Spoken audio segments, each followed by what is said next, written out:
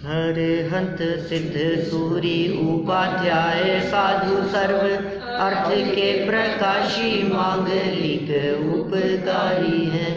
तीन को स्वरूप जान राग थे वही जो भक्ति काय को नमाए स्तुति को उचारी है।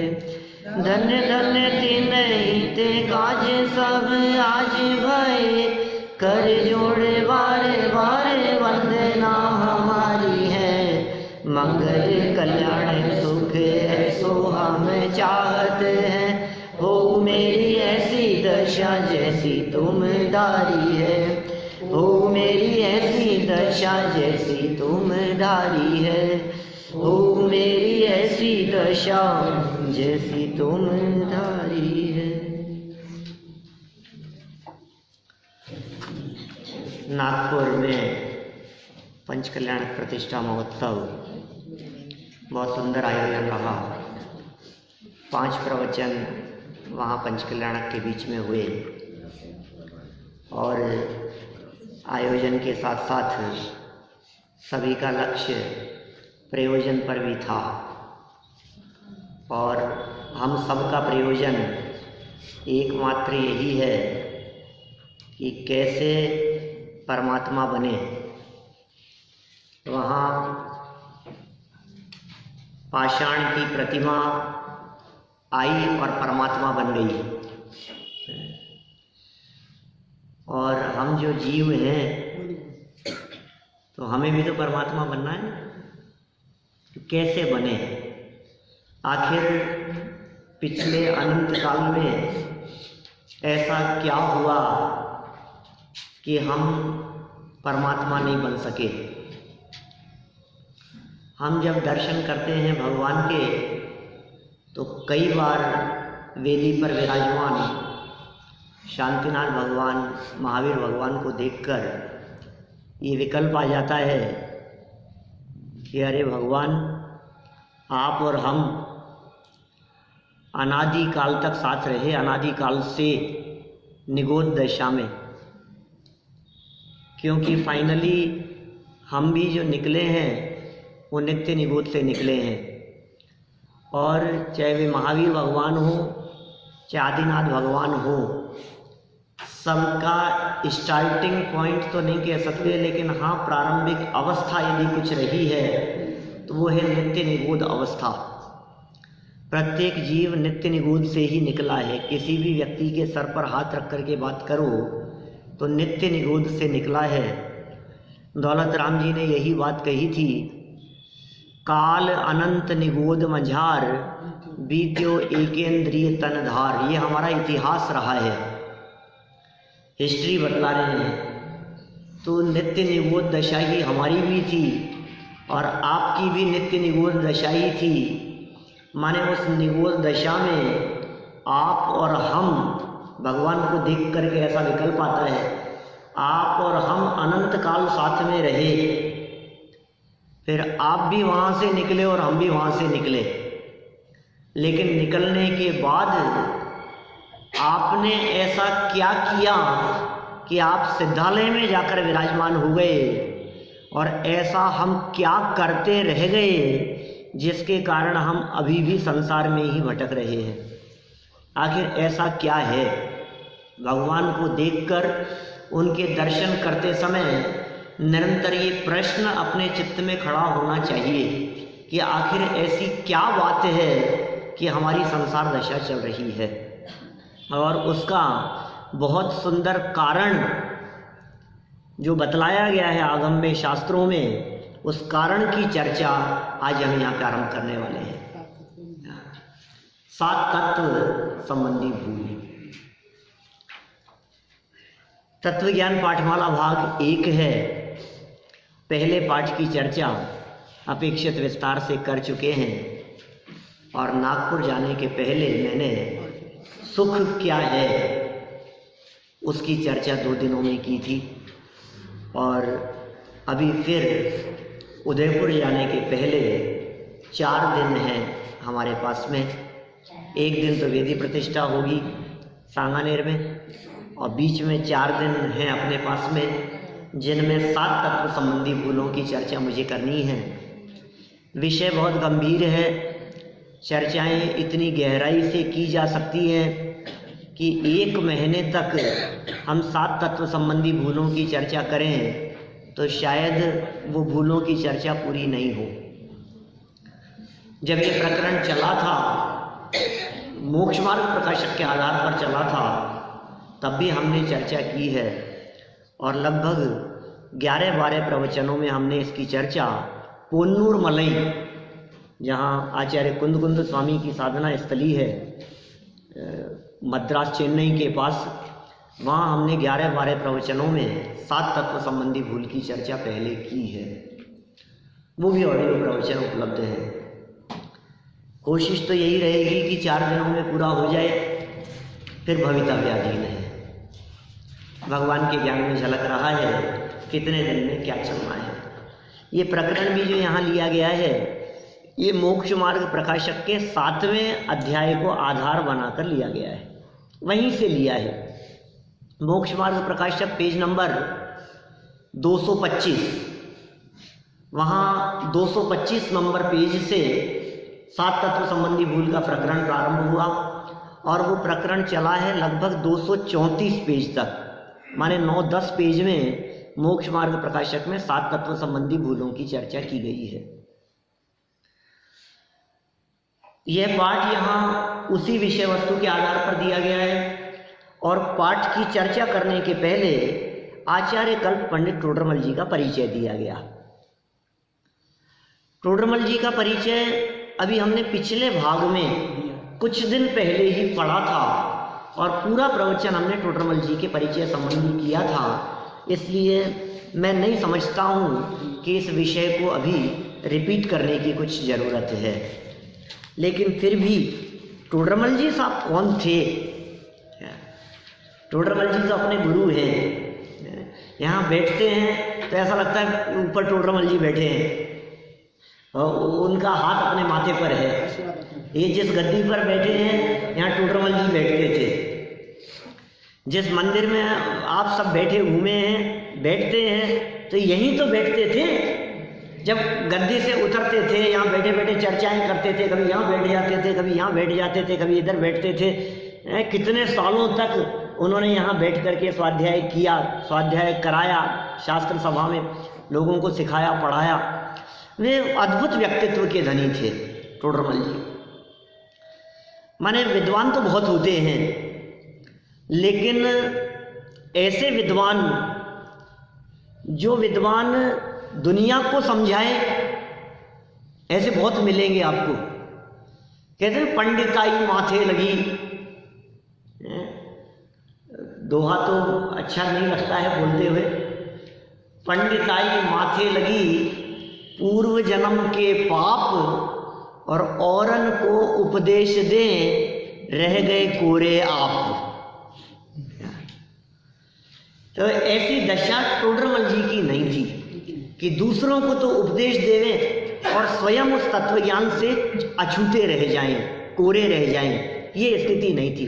दूसरों को उपदेश देने वाले विद्वान तो बहुत मिलेंगे, लेकिन दूसरों को उपदेश देने के साथ साथ, दूसरों को पढ़ाने के साथ साथ, दूसरों को पढ़ाने के साथ साथ जिन्होंने शास्त्रों को भी पढ़ा हो, और न केवल जैन शास्त्रों को पढ़ा हो, जैन शास्त्रों के अतिरिक्त अन्य मत के शास्त्रों को भी पढ़ा हो, ऐसे विद्वान बहुत कम मिलेंगे। लेकिन ऐसे विद्वान भी समाज में मिल जाएंगे जिन्होंने जैन शास्त्रों को भी पढ़ा हो और अन्य मत के शास्त्रों को भी पढ़ा हो। लेकिन टोडरमल जी उन विद्वानों में से थे जिन्होंने अपने आत्मा को भी पढ़ा था, अपने स्वरूप को भी पढ़ा था।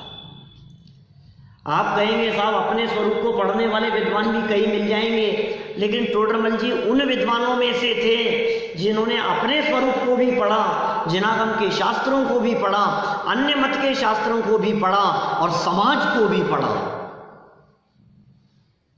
टोडरमल जी के मोक्ष मार्ग प्रकाशक का जो 7वां अध्याय है, जब उस 7वें अध्याय को उठा करके देखते हैं तो हमें पता लगता है उन्होंने किस गहराई से समाज को पढ़ा था। और पता है, इस गहराई से उन्होंने समाज को पढ़ा कि जो भूलें और जो गलतियां उन्होंने आज के 350 साल पहले निकाली, वे ही भूलें समाज में आज भी वैसी की वैसी दिखाई दे रही है। कभी कभी तो ऐसे लगता है वर्तमान जो आसपास में जो माहौल दिखाई देता है समाज में, उस माहौल को देखकर उसका चित्रण पंडित जी साहब ने इतने साल पहले कर दिया। माने इस जयपुर में 250 वर्ष बाद क्या परिस्थितियां बनेगी, लोग कैसे होंगे, लोगों का चिंतन कैसा होगा, लोगों के विचार कैसे होंगे, लोगों के क्रियाकलाप कैसे होंगे, ये पंडित जी साहब ने उस समय इतने पहले देख करके उन्होंने लिख दिया। मोक्ष मार्ग प्रकाशक पेज नंबर 220 इसका बिल्कुल प्रसिद्ध प्रमाण है अपने पास में। उस 220 पेज पर जो उन्होंने चर्चा की है सामाजिक विकृतियों को निकालने की, वो एक ही पेज अपने आप में इतना पर्याप्त है जिस पेज पर दान देने वाले, पूजा करने वाले, भक्ति करने वाले, उपवास आदि करने वाले, व्रत अंगीकार करने वाले, स्वाध्याय करने वाले, ऐसे ऐसे कोई व्यक्ति नहीं है जिन व्यक्तियों की भूलों को, कमियों को उन्होंने वहां उस पेज पर ऐसा सचित्र और जीवंत चित्रण किया है कि जब उस पंक्तियों को पढ़ते हैं तो उन पंक्तियों में मानो स्वयं अपने आप को वहां लिखा हुआ पाते हैं, उन पंक्तियों के अंदर फील करते हुए महसूस करते हैं यार ये कैसा लिखा है। बोलो, पूजन तो करता है, पूजन में क्या पंक्तियां हैं, क्या शब्द है, उधर तो ध्यान नहीं है और दृष्टि इधर उधर घूमती है, मुख से पाठ अधिक बोलता है। ये ऐसे स्वरूप का चित्रण किया है जो वस्तु स्थिति है। भगवान सामने विराजमान है, हाथ में अर्घ है, मुंह से पाठ बोल रहा है, अर्घ बोल रहा है और इधर उधर देख रहा है। बोलो, ये किसकी पूजन कर रहा है, किसको अर्घ समर्पित कर रहा है। ऐसी ऐसी चर्चाएं की। दान देता है तो जिस तरह से अपनी यश प्रतिष्ठा हो, जिस तरह से हमारा मान बढ़े, उस तरह से दान देता है। माने अनेक प्रकार से उन्होंने वहां विकृतियों को निकालने का प्रयास किया। यहाँ तक कि स्वाध्याय करने वालों की भी जो कमियां भूले है उसको भी उन्होंने निकाला। माने टोडरमल जी की दृष्टि, सबको पढ़ा उन्होंने, कैसी दृष्टि थी उनकी, किस तरह की कमियों को उन्होंने दूर करने का प्रयास किया।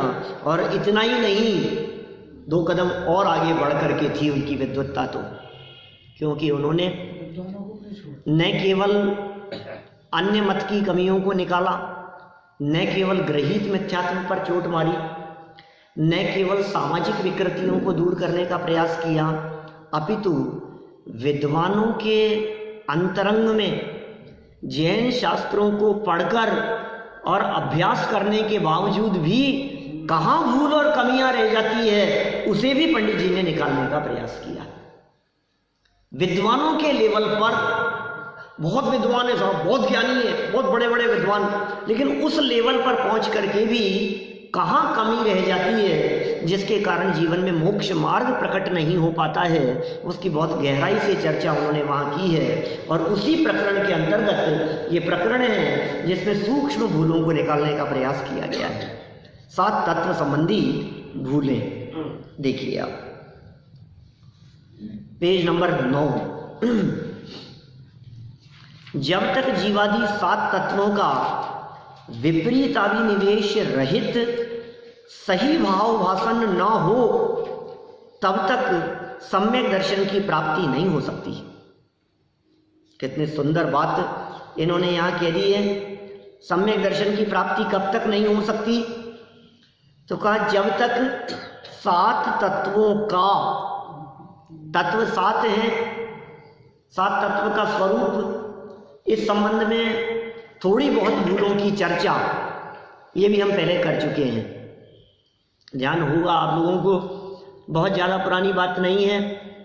7 तत्वों का स्वरूप, 7 तत्वों के नाम तो ध्यान है ना, जीव, अजीव, आश्रव, बंध, संवर, निर्जरा, मोक्ष, ये 7 तत्व। इन 7 तत्वों का स्वरूप, उसकी चर्चा अपन ने की थी पहले किसी भाग में।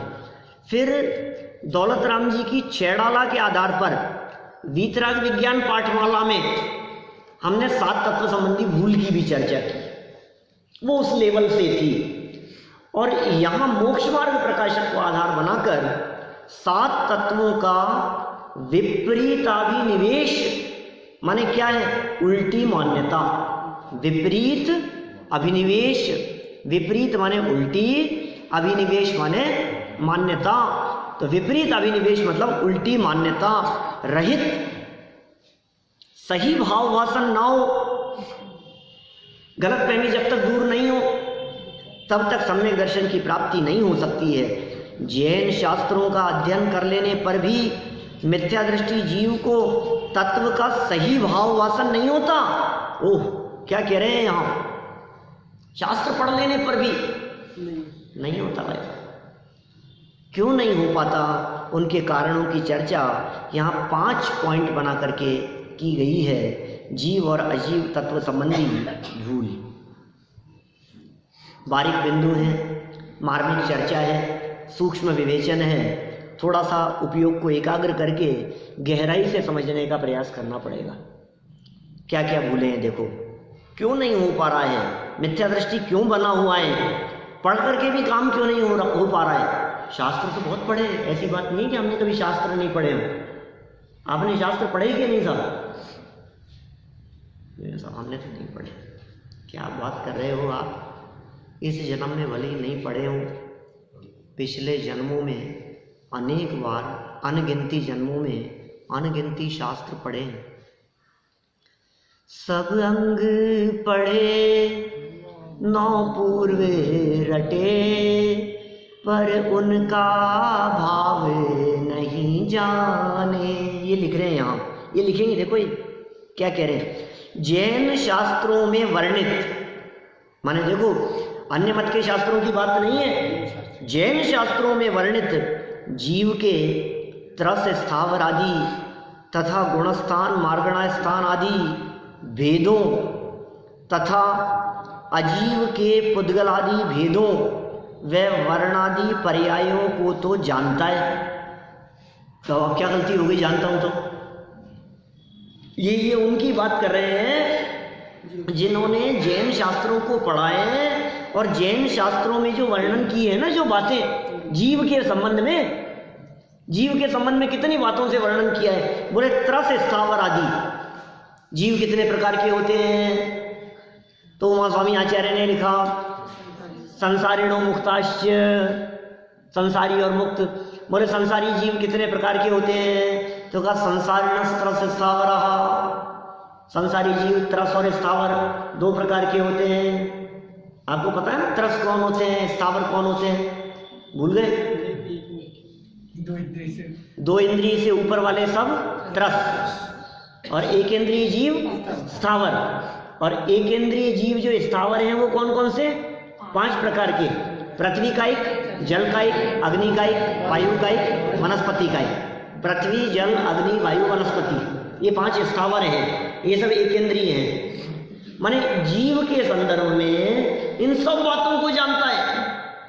त्रस के भेद प्रभेद, स्थावरों के भेद प्रभेद, जीवों के भेद प्रभेद और गुणस्थान मार्गणा स्थान आदि, इन सब भेदों को 14 गुणस्थान, 14 मार्गणा स्थान। मिथ्यात्व को, मिथ्या दृष्टि कौन होते हैं, सासानंद सम्यक्ति कौन होते हैं, मिश्र कौन है, अविरत सम्यक्ति, देश विरत, प्रमत्त विरत, अप्रमत्त, 14 गुणस्थानों के बारे में। फिर गई इंद्रिय सुखाए जोगे विदे कसाए गाणे, संयम नन संलेशिया भविया समत्त सन्नी आहारे, गोमटसार जीव कांड में कहते हैं 14 मार्गणाओं के संदर्भ में। क्या कह रहे हैं? 14 मार्गणाएं, बोले गतियों को जानता है, इंद्रियों को जानता है, काय, योग, वेद, कषाय, ज्ञान, संयम, दर्शन, लेशिया, भव्यत्व, सम्यक, संगी, आहार, सबको जानता है, वेद प्रभेदों को। बोले जीव के संबंध में निबंध लिख सकता हूँ मैं, जीव के बारे में साहब मैं इतना जानता हूँ कि मैं कम से कम, बहुत ज़्यादा बड़ा विद्वान तो नहीं हूँ, लेकिन कम से कम 40-50 पेज तो मैं जीव के बारे में लिख सकता हूँ। इतना मेरे को जीव के संबंध में जानकारी है। अच्छा, बहुत जानकारी है तेरे को। तो एक बात बता, हमें यदि जीव के बारे में, आत्मा के बारे में गहराई से पढ़ना हो तो क्या करना पड़ेगा, कहाँ मिलेगा? बोले गोमटसार जीव कांड में भी बहुत चर्चा है और समय सार में भी है, और 7 तत्वों का वर्णन भी वहाँ मिलेगा। तो वहाँ मिलेगा यदि आपको देखना हो तो। बोले बस हमने समझ लिया कि तूने क्या जाना है और क्या पढ़ा है। शास्त्र में पढ़ा है, अंदर में नहीं पढ़ा। ये कह रहे हैं जिन शास्त्रों में, जैन शास्त्रों में जो वर्णन है उस वर्णन को तो जानता है, शास्त्रों के आधार तो जानता है, पर क्या कहना चाह रहे हैं यहाँ? अध्यात्म शास्त्रों में वर्णित भेद विज्ञान और वीतराग दशा होने के कारणभूत कथन को नहीं पहचानता, भेद विज्ञान के कारणभूत बातों को नहीं पहचानता, वीतराग दशा होने के कारणभूत बातों को नहीं पहचानता, उसे नहीं पहचान पाता।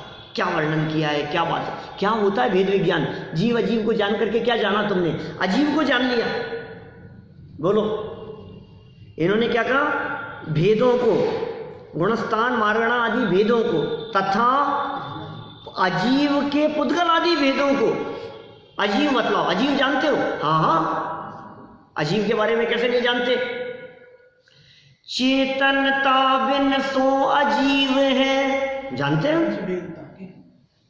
चेतनता बिन सो अजीव है, पंच भेदता के पुद्गल पंच वरण रस गंध दो फरस वसु जाके।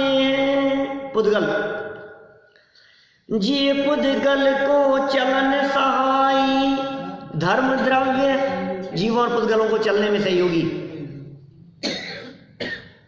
तिष्ठत होए अधर्म सहाई, अधर्म द्रव्य, सकल द्रव्य को वास जास में, सो आकाश पिछानो,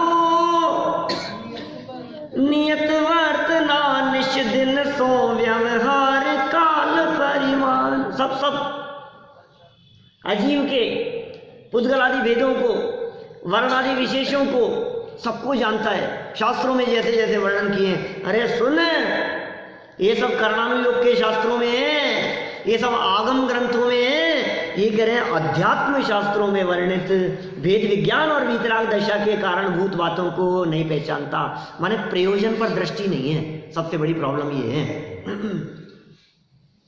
सबको तो जाना, निज को न जाना, कैसा ज्ञान धारी तूने आपा न पहचाना। सबको जानता है, सबकी खबर रखता है, नहीं अपने आप को नहीं जान रहा है ना। वीतराग दशा किससे हो?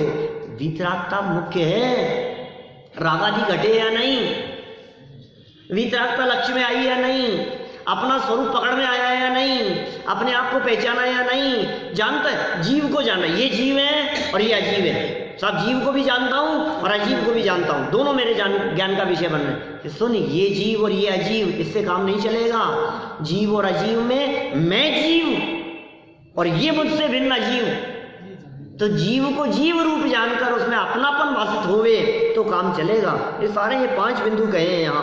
पहले पॉइंट में क्या कहा? भेद विज्ञान होने के कारणभूत बातों को नहीं जानता।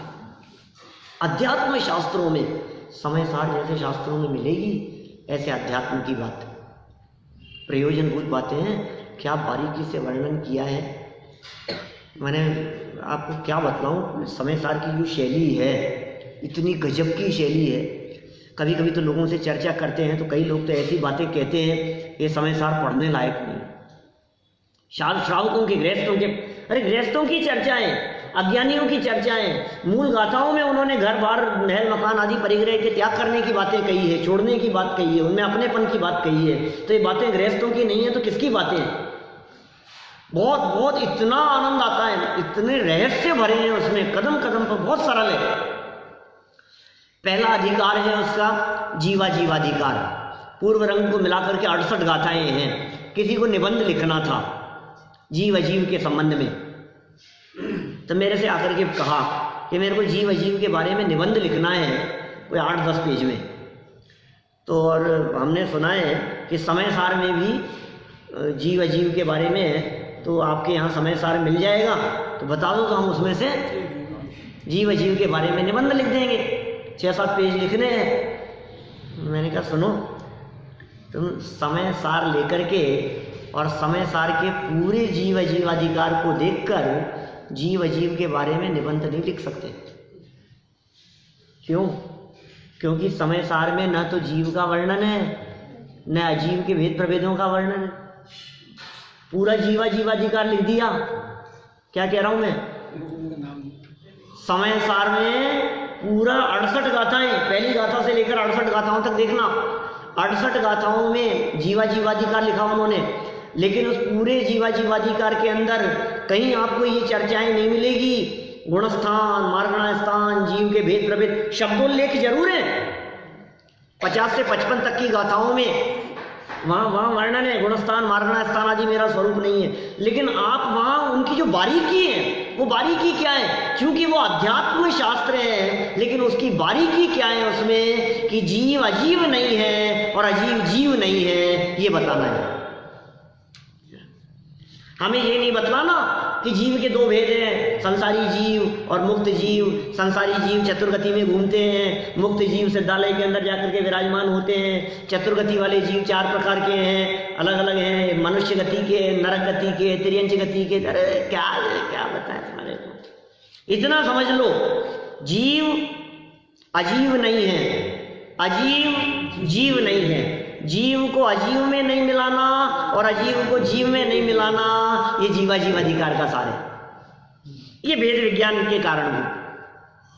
ये वीतराग दशा होने के कारण, देखो वीतराग दशा होने के कारणभूत कथन क्या कह रहे हैं, वीतराग दशा होने के कारणभूत, माने जिससे वीतराग दशा हो वो चीज पढ़ी के नहीं तुमने। वीतराग दशा का मतलब तो समझते हैं, पूर्ण वीतराग दशा है अरहत सिद्ध दशा, ठीक है ना। और वीतरागी है हमारे मुनिराज। तो भगवान बनने के कारणभूत, मुनिराज बनने के कारणभूत जो बातें मिलेगी, जो असली कारण है, जीव जुदा पुद्गल जुदा यही तत्व को सार, पूज्यपाद आचार्य कहते हैं इष्टोपदेश में, जीवो अन्य पुद्गलश्चन्य इत्यसो तत्व संग्रह यदन्यत उच्यते किंचित सोस्तु तस्यैव विस्तरः। सारे जिनागम का सार है ये भेद विज्ञान। वीतराग दशा होने के कारणभूत उसको नहीं पहचानता। अब बोलो, हम ये नहीं कह रहे कि आप दूसरे शास्त्रों को नहीं पढ़ें, हम नहीं कह रहे हैं कि दूसरी बातों को नहीं पढ़ें, नहीं जाने, सब जानो, सब पढ़ो, कोई बात नहीं, लेकिन प्रयोजन तो मुख्य होना चाहिए। आखिर आपका प्रयोजन क्या है? आयोजन बहुत लंबे चौड़े हो क्या, 2 पंच कल्याण कराया है, अभी तीसरे में जा रहे हैं 4 दिन बाद, चौथा फिर और है फरवरी में ललितपुर। मैंने देखो आप कितने बड़े बड़े आयोजन, हजारों लोग रहते हैं, हजारों की संख्या, इतना बड़ा आयोजन, नाच गान हो रहा है, धूमधाम से चल रहा है। आयोजन में प्रयोजन क्या है ये बताओ। अपन भी 3 तारीख को वेदी प्रतिष्ठा करने वाले, माने आयोजन तो है, जल यात्रा हो गई, शोभा यात्रा हो गई, बैंड बाजे हो गए, ढोल मंजीरे हो गए, चमर लेकर के नाच लिए, गा लिए, सब हो गए, खूब लंबा चौड़ा धूमधाम, आज के आनंद की हो गई, खूब आनंद आ रहा है, खूब मजा आ रहा है। तो लेकिन ये जो आयोजन हो रहा है, इस आयोजन में प्रयोजन क्या है ये बताओ।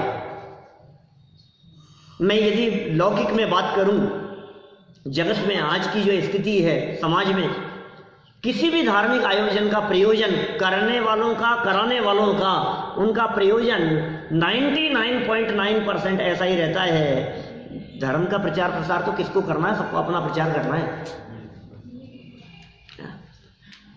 सबको अपनी प्रसिद्धि करनी है, सबके लिए अपने मान सम्मान का काम है, या हवा भरी है। कल एक वाक्य आया था कहीं, किसी ने कहा कि ये जो फुटबॉल है, ये फुटबॉल के अंदर लातें क्यों पड़ती रहती है? हाँ, कल था ऐसा कहीं, अरे ये लात क्यों मारते रहते हैं, तो कुछ उन्होंने कुछ जवाब दिया था, कुछ पता नहीं उनका जो भी जवाब था। फिर मैंने नीचे लिखा, मैंने कहा नहीं, एक कारण और है, तो उसमें हवा भरी है। जब तक उसमें हवा भरी रहेगी तब तक लातें पड़ती रहेगी, और उसकी हवा यदि वो निकाल ले अपनी हवा, तो कोई नहीं मारेगा उसको, लातें पड़ना बंद हो जाएगा। ऐसे ही हमारे भीतर भी अभिमान की, मान कषाय की ये हवा भरी है। हवा भरती है तो फूल जाता है ना, काय में फूल रहा है, ये अभिमान में फूल रहा है, हवा भरी है, और ये अभिमान आदि की हवा निकल जाए। तो इस सारे आयोजनों में प्रयोजन क्या है ये बताओ, आप क्या चाहते हो, आपका उद्देश्य क्या है? बड़ी बड़ी फोटोएं छपा करके आपका उद्देश्य क्या है? बड़े बड़े अक्षरों में नाम छपा करके आपका उद्देश्य क्या है? मंच पर जा कर के खड़े होकर के माला पहनाना करना, सब इन सब में क्या क्या उद्देश्य? अरे साहब क्या बड़ा आयोजन हुआ, कितने लोग थे। तो लोग तो थे, लेकिन काम क्या हुआ ये बताओ। बहुत प्रभावना हुई। ये क्या प्रभावना हुई? अरे साहब इतने लोग, हजारों लोगों का खाना रखा। पता है आपको, खाने भोजन की व्यवस्था थी, 8,000 लोगों का खाना बनाया, फिर भी कम पड़ गया। कितना जबरदस्त कार्यक्रम था, भोजन का कार्यक्रम था। तो तुमने यहाँ भोजन करा है, शादी में क्या क्या फर्क है बतलाओ मेरे को। शादियों जैसा भोजन यहाँ भी हो रहा है, न भक्ष्य का विचार है, न खान पीन का विचार है, कुछ नहीं है, सब चल रहा है, धर्म हो रहा है। इसका नाम धर्म है क्या? वेद विज्ञान के कारणभूत, प्रयोजन के कारणभूत। यहाँ तो इन्होंने कहा शास्त्र भी पढ़ते हैं। देखो मैं आपको बतलाता हूँ, आज से यदि आप 80 साल पहले चले जाओ, 70, 80, 90 साल, 100 साल पहले यदि जाकर के बात करो, तो टोडरमल जी की बात तो छोड़ो, ऐसे कुछ विशिष्ट विद्वानों की बात छोड़ो, जिन मंदिरों में हिंदुस्तान के कोने कोने में शास्त्र सभाएं तो चलती थी, विद्वान भी बहुत थे, लेकिन पता है वे सारे विद्वान कैसे थे? कर्णानुयोग के विद्वान थे। प्रथमानुयोग और कर्णानुयोग के ज्ञाता विद्वानों को ही विद्वान जाना जाता था। चरणानुयोग की चर्चाएं प्रमुखता से हुआ करती थी, लेकिन ये गुरुदेव श्री का वर्तमान में ऐसा योगदान रहा जिसके कारण ये अध्यात्म की चर्चाएं निकल करके सामने आई, ये भेद विज्ञान की कारणभूत बातें निकल करके सामने आई। ये बहुत बड़ा उपकार है उनका। जीव और बुद्ध, ये देखो आप, मैं कौन हूं? शरीर में हूं कि आत्मा में हूं? और मेरा ये कह रहे हैं वीतराग दशा किससे होगी? शरीर में अपनेपन का भाव रहेगा तो वीतरागता हो सकती है। तन के प्रति अपनापन टूटना ये पहली शर्त है। शरीर के प्रति अपनापन टूटना ये पहली शर्त है। और जब ये काम होता है तो फिर आगे बढ़ता है ये, फिर मोक्ष मार्ग में कदम बढ़ाता है। ये पहली भूल हो गई, याद रखना भाई। समय बहुत सीमित है, दूसरे पॉइंट की तरफ बढ़ता हूं मैं। विस्तार बहुत हो सकता है, क्योंकि अध्यात्म शास्त्र क्या होते हैं, आगम शास्त्र क्या होते हैं, इनमें परस्पर अंतर की चर्चा करो। फिर आगम शास्त्रों में कैसे कैसे वर्णन है, अध्यात्म शास्त्रों में कैसे कैसे वर्णन है, फिर उन दोनों में से प्रयोजन किससे सिद्ध होता है और प्रयोजन क्या है, आपकी दृष्टि कौन सी जगह पर है, दृष्टिकोण का फर्क है। अध्यात्म भी आगम में से ही निकला है। आगम तो सभी है, शास्त्र जितने भी हैं सब आगम हैं। उनमें से जहां जहां आत्मा की मुख्यता से या अपनी मुख्यता से जिन शास्त्रों में कथन हो, उनका नाम है अध्यात्म। यह आगम ग्रंथ है, और इन्हीं आगम ग्रंथों में बोले सारभूत बातें इन ग्रंथों में विशेष है, आत्मा संबंधी या अपने प्रयोजन संबंधी, बोले ये अध्यात्म शास्त्र है।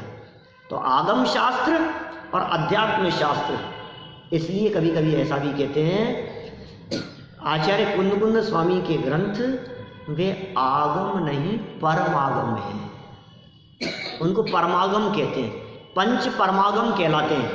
समय सार, प्रवचन सार, पंचास्पिकाय, अष्टपाहुड़, नियम सार, ये क्या है? पंच परम आगम नहीं, परमागम। मैं सिद्ध करता हूँ, एक सिंगल प्रवचन मेरा कभी कभी इस विषय पर होता है कि समय सार आगम नहीं परमागम क्यों है। एक प्रवचन, सिंगल प्रवचन चाहिए उसके लिए। समय सार आगम नहीं परमागम है, क्यों है? तो ये बातें निकल करके सामने आएगी तो मजा आता है उसमें। अब देखो दूसरा, अब कह रहे हैं यदि नहीं पंडित जी आप ये बातें कह रहे हो, ऐसा नहीं है, हम तो अध्यात्म पढ़ते हैं, आगम ही आगम, हम तो अध्यात्म शास्त्रों को पढ़ते हैं। सुनो, यदि प्रसंगवश उन्हें जान भी ले क्या, तो शास्त्रानुसार जान लेता है, परंतु अपने को आप रूप जानकर पर का अंश अपने में ना मिलाना और अपना अंश पर में न मिलाना, ऐसा सच्चा श्रद्धान नहीं करता। प्रसंगवश, इसमें भी बड़ा मर्म छिपा है। प्रसंगवश जान लेता है, मौका लग गया जानने। कभी कभी तो ऐसे भी प्रसंग बन जाते हैं। और लोगों की बात करें अपन, जिन लोगों को कभी कभी सुनने का अवसर मिल गया, अपने यहाँ तो कई बार होता है ना ऐसा, तीये की बैठक है, प्रवचन चल रहा है, अब तीये की बैठक का टाइम है, तो बहुत लोग आते हैं, पैर रखने की जगह नहीं होती, मंदिर बाहर तक भर जाता है सब। तो अब उस बैठक में अब प्रवचन चल रहा है तो प्रवचन तो चलता ही रहता है, लोग आकर के बैठ जाते हैं। तो अब उस समय में क्या हुआ, सुनना तो पड़ा। कैसे सुना? प्रसंगवश। कभी ऐसी बात नहीं है कि कभी सुना नहीं, प्रसंगवश सुनने का अवसर मिल गया। कभी किसी सभा में चला गया मुख्य अतिथि बनकर और वहां प्रवचन चल रहा था तो सुनना पड़ गया। कभी हम कहीं गए और उस जगह पर कोई व्यक्ति प्रवचन में जा रहा था और हमें ले गया जबरदस्ती, या हम किसी को ले आए तो उस व्यक्ति को प्रसंगवश सुनना पड़े। सुनने प्रसंगवश कदाचित ये बात भी सुनने को मिल जाए। कौन सी बात? जीवो अन्य पुद्गलश्चन्य, जीव जुदा पुद्गल जुदा। ये बात भी यदि सुनने को मिल जाए तो कह रहे हैं शास्त्रानुसार जान लेता है। शास्त्र में लिखी है, समय सार में ये लिखा है, योग सार में ये लिखा है, इष्टोपदेश के अंदर ऐसा लिखा है, शरणावा में इस तरह की बात कही गई है, तत्वार सूत्र में उमा स्वामी आचार्य ऐसा कह रहे हैं, गुम्मट सार में ऐसा कहते हैं। बस शास्त्रानुसार जान लिया तुमने क्या किया। उस शास्त्र में ऐसा, उस गाथा में ऐसा, इसमें ऐसा, उसमें ऐसा। शास्त्रानुसार जानने का मतलब क्या है? शास्त्रानुसार जानने का मतलब क्या है? इधर इधर देख करके जान रहा है, अरे इधर देख करके जान, उधर देख करके नहीं, इधर देख करके जाना कि नहीं। शास्त्र जिसे दिखा रहे हैं उसे देखा या नहीं ये बताओ। शास्त्र तो देखे, आत्मा कहाँ देखा? समय सार में देखा। आत्मा समय सार में देखा कि आत्मा अंदर में देखा? बोलो, आत्मा कहाँ मिलेगा? मैं तो कभी कभी इस तरह की बात कहता हूँ, आपको यदि रामचंद्र जी के बारे में पढ़ना हो, जानना हो तो कहाँ मिलेंगे रामचंद्र जी का जीवन चरित्र? पद्म पुराण में। कहाँ मिलेगा रामचंद्र जी का जीवन चरित्र? पद्म पुराण में। और भरत चक्रवर्ती के बारे में विस्तार से जानना हो तो कहाँ मिलेगा? भरतेश वैभव में। आदिनाथ भगवान के बारे में जानना हो तो आदि पुराण पढ़ो। और पार्श्वनाथ भगवान के बारे में पढ़ना है साहब मेरे को तो मेरे पार्श पुराण पढ़ो। और श्रीपाल के बारे में विशेष जानना हो तो बोले श्रीपाल चरित्र पढ़ो। ऐसा ही होता है ना। तो वैसे हमने फिर आगे पूछा कि आत्मा के बारे में जानना है तो बोले समय सार पढ़ो। आत्मा कहाँ मिलेगा? समय सार में। शास्त्र के अनुसार पढ़ तो लेता है, शास्त्रानुसार तो जान लेता है, परंतु क्या कहना चाह रहे हैं? अपने को आप रूप ये मैं हूं, ये ही मैं हूं, ऐसा जानकर पर का अंश अपने में ना मिलाना। ओहो, पर का अंश अपने में ना मिलाना और अपना अंश पर में ना मिलाना। क्या गजब बात कह रहे हैं। मैं ज्ञान स्वरूप हूं और ये शरीर आदि पर है, लिखनादिक वचनादिक क्रिया ये सब पुद्गल को खेल। लिखनादिक वचनादिक क्रिया, वर्णादिक और इंद्रिय ये सब पुद्गल को खेल। या में ना ही हमारो मेल। पुद्गल को पर जाने और अपने चैतन्य स्वरूप को भिन्न जाने। बोले ऐसा काम नहीं होता, ये मिलावट का काम हो रहा है। असमान जाति द्रव्य पर्याय में मैं बने की अनुभूति निरंतर वर्त रही है। असमान जाति द्रव्य पर्याय, राजन जी, असमान जाति द्रव्य पर्याय क्या है? असमान जाति बतलाया था मैंने पहले। असमान जाति के द्रव्य माने द्रव्य 6 जाति के हैं। जीव, पुद्गल, धर्म, आकाश, काल। इनमें एक जीव जाति का, एक पुद्गल जाति का, तो ये 2 अलग अलग हैं। ये है असमान जाति और इन द्रव्यों की मिली हुई एक अवस्था, वो असमान जाति द्रव्य पर्याय। शरीर सहित आत्मा, मनुष्य पर्याय, यह असमान जाति द्रव्य पर्याय है। तिर्यंच पर्याय, यह असमान जाति द्रव्य पर्याय है। अपने आप को मनुष्य, तिर्यंच आदि मानना, ये अपना अंश पर में मिला रहा है, पर का अंश अपने में मिला रहा है। जीव को अजीव में मिला करके देख रहा है, अजीव को जीव में मिला करके देख रहा है।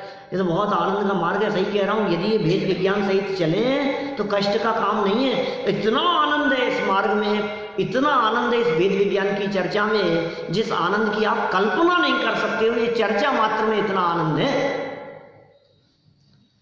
धन, वैभव, पैसा धूल है, जड़ है, उन अचेतन पदार्थों में जो कि बिल्कुल पृथक हैं, अपने से बिल्कुल भिन्न है, और वो आता है तो इधर खुश होता हुआ दिखाई देता है, वो चला जाता है वो खेत के अंदर दुखी होता हुआ दिखाई देता है। तो क्या कर रहा है, किसमें किसको मिला रहा है?